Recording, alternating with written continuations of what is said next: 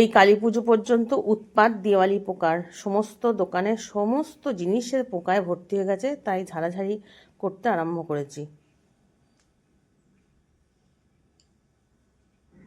প্রত্যেকটা জিনিস একদম ঝেড়ে ঝেড়ে তুলতে হচ্ছে।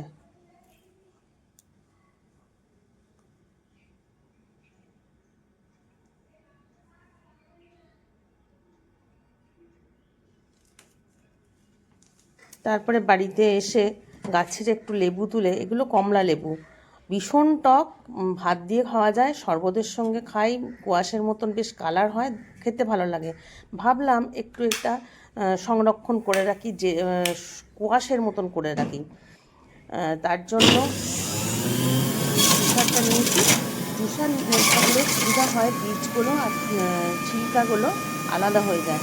কিন্তু যাদের জুসার নেই তাদের করলে কী হয়, বীজগুলো ওইটার সঙ্গে পিষে গেলে, লেবুটার সঙ্গে পিষে গেলে তেতো হয়ে যাওয়ার সম্ভাবনা থাকে। সমস্ত রস বের করে নিয়েছি। তারপরে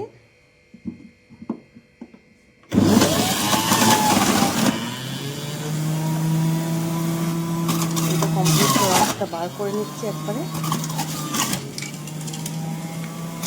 এক গাছ হয়েছে, আপনাদের একসঙ্গে একদিন শেয়ার করব, খুব সুন্দর লাগছে গাছে দেখতেও।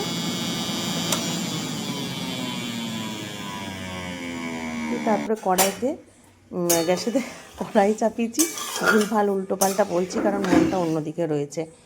চিনি দিয়ে রস করে নিলাম, রসটা ফুটে যাওয়ার পর লেবুর রস যেটা করেছিলাম সেটা আবার দিয়ে দিলাম।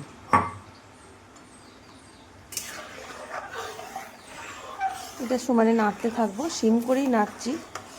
নাড়তে নাড়তে একটু ঘন হয়ে যাবে যখন, তখন একটু ওপর থেকে বিট নুন দিয়ে দেবো।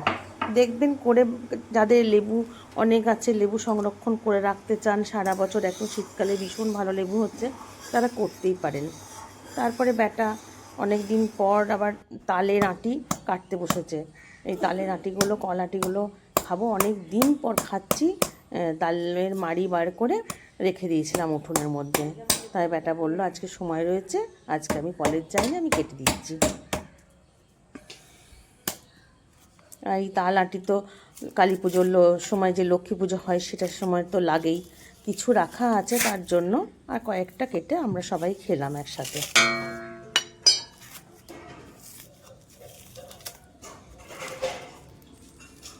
তাহলে বন্ধুরা আজকে এই পর্যন্তই।